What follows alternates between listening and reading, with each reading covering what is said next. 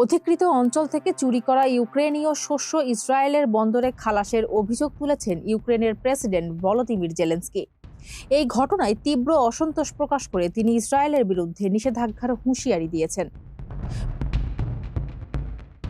President Volodymyr Zelensky অভিযোগ করেছেন, Russia ইউক্রেনের অধিকৃত এলাকা থেকে পদ্ধতিগতভাবে শস্য চুরি করেছে এবং তা ইসরায়েলের বন্দরে পৌঁছাচ্ছে।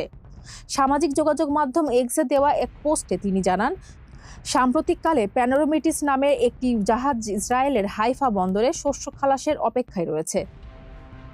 জেলেনস্কির দাবি, চলতি বছরে এমন 4টি চালান ইতিমধ্যে ইসরায়েলে খালাস করা হয়েছে।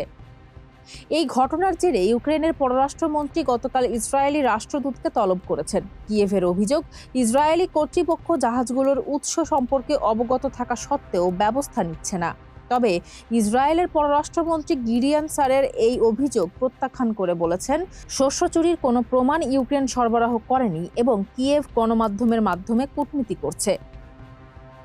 ইউক্রেন এখন এই অবৈধ বাণিজ্যের সঙ্গে জড়িত ব্যক্তি ও প্রতিষ্ঠানের বিরুদ্ধে একটি নিষেধাজ্ঞা প্যাকেজ প্রস্তুতির ঘোষণা দিয়েছে।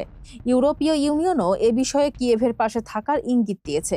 জেলেনস্কি দ্বিপাক্ষিক সম্পর্ক রক্ষার আশা করলেও শস্য চুরির এই অপরাধমূলক কর্মকাণ্ড বন্ধে ইসরায়েলের কঠোর পদক্ষেপ প্রত্যাশা করছেন। ফারজানা হাসিন, মানবকণ্ঠ।